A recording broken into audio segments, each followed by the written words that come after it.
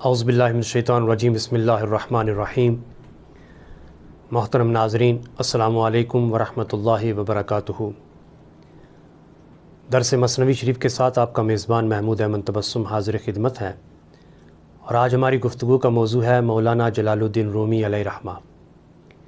پورا نام مولانا جلال الدین رومی حنفی صدیقی رحمۃ اللہ تعالی علیہ، اور آپ پوری دنیا کے اندر مولانا روم یا مولائے روم کے نام سے مشہور ہوئے۔ آپ کی ولادت بسعادت 1207 عیسوی میں افغانستان کے قدیم شہر بلخ کے اندر ہوئی، اور اگر میں آپ کے خاندانی پس منظر پر بات کروں تو خراسان کا بادشاہ، اس کے ہاں ایک بیٹی تھی جس کی وہ شادی کرنا چاہتا تھا۔ اس نے وزیروں مشیروں سے یہ مشورہ کیا کہ میری بیٹی کے لیے ہم پلہ رشتہ ڈھونڈ کر کے لاؤ۔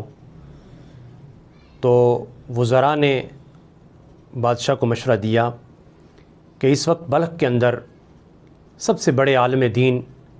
جلال الدین حسین صدیقی موجود ہیں۔ ناظرین، اس دور کے اندر علماء کو بادشاہوں کا ہم پلہ قرار دیا جا سکتا تھا، اور بادشاہوں کے ہم پلہ علماء ہی ہوتے ہیں۔ اگر میں یوں کہوں کہ عالم پناہ کا ہم پلہ عالم دین ہی ہوتا تھا۔ تو خراسان کا بادشاہ رات کو خواب میں سوتا ہے تو نبی پاک صلی اللہ علیہ وسلم کی زیارت ہوتی ہے، تو حضور علیہ الصلوۃ والسلام بھی اسے یہ فرماتے ہیں کہ تم اپنی بیٹی کا رشتہ جلال الدین حسین صدیقی کو دے دو۔ اور ادھر دوسری طرف جلال الدین حسین صدیقی کو خواب میں سرکار کائنات صلی اللہ علیہ وسلم تشریف لاتے ہیں اور فرماتے ہیں کہ علاء الدین محمد اگر اپنی بیٹی کا رشتہ لے کر کے تمہارے پاس آئے تو تم اسے قبول کر لینا۔ یوں علاء الدین محمد خراسانی کی بیٹی کا نکاح جلال الدین حسین صدیقی رحمۃ اللہ تعالی علیہ سے کر دیا گیا۔ اور جانتے ہو کہ یہ جلال الدین حسین صدیقی کون ہیں؟ یہ مولانا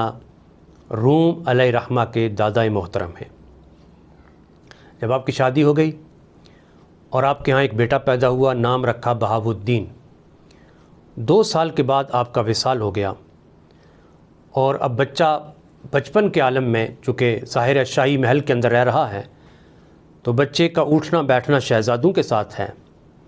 تو جب بچپن سے لڑکپن کی طرف عمر جو ہے وہ شروع ہوتی ہے، تو والدہ نے دیکھا کہ بچہ زیادہ تر شہزادوں کے ساتھ اٹھتا بیٹھتا ہے، تو والدہ کی خواہش یہ تھی کہ میرا بیٹا اپنے والد کے نقش قدم پر چلے۔ تو ایک روز والدہ نے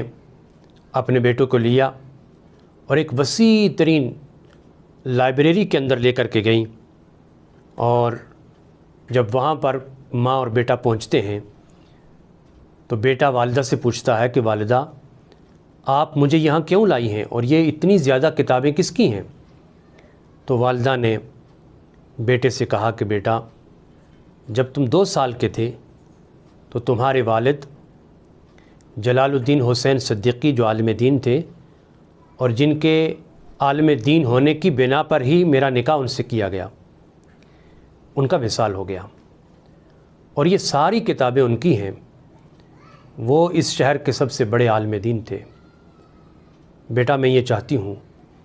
کہ تم بھی اپنے والد کے نقش قدم پر چلتے ہوئے یہ عظیم ورثہ اس کو سنبھالو، اور عظیم عالم دین بن کر کے اپنے والد کا نام روشن کرو۔ چنانچہ بہاؤالدین کو دارالعلوم میں داخل کروا دیا گیا۔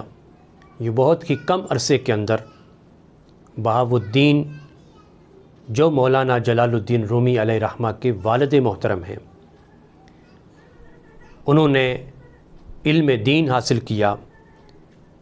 اور ایک بڑے عالم دین کے طور پر سامنے آئے۔ محترم ناظرین، حضرت بہاؤالدین جو ہیں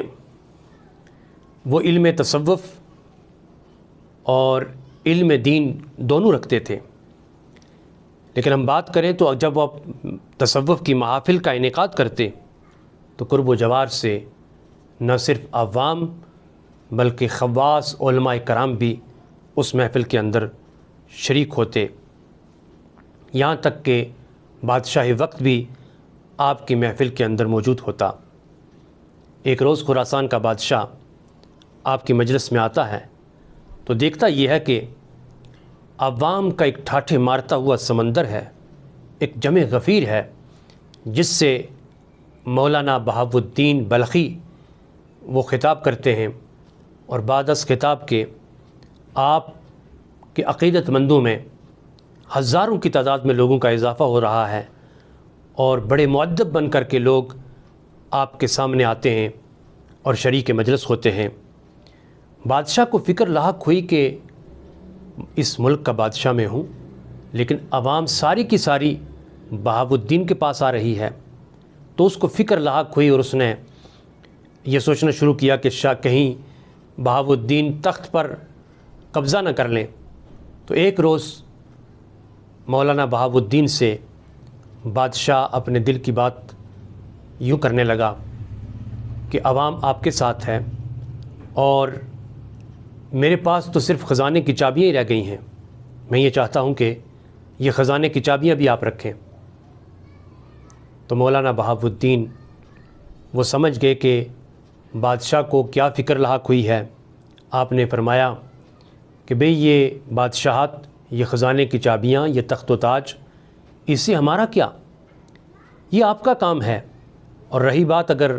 تمہیں کوئی فکر لاحق ہوئی ہے کہ عوام میرے پاس آتے ہیں تو پھر تم تسلی کر لو، ہم آنے والے جمعہ کو یہاں نہیں رہیں گے، ہم بلخ چھوڑ دیں گے۔ ایسا ہی ہوا، آنے والے جمعہ کو مولانا بہاؤالدین بلخی علیہ رحمہ نے خطاب کیا اور بلخ چھوڑنے کا اعلان کیا۔ یوں آپ کے ساتھ ایک جمع غفیر عوام کا اور آپ کے خاندان کے 40 افراد بالخصوص آپ کے ساتھ ہوئے، اور 300 کے قریب علماء اور مشائخ کی جماعت آپ کے ساتھ ہوئی، اور جو آپ کی کتب تھی، لائبریری تھی، وہ اتنی وسیع تھی اور اتنی بڑی کتابیں تھیں، چونکہ آپ کی اپنی کتابیں بھی اور آپ کے والد جلال الدین حسین صدیقی رحمۃ اللہ تعالی علیہ کی کتابیں بھی۔ تو یہ کہا جاتا ہے کہ 300 اونٹ لائے گئے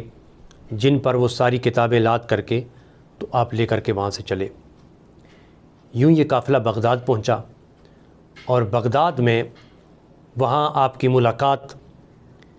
سلسلہ سہروردیہ کے بانی اور پیشوا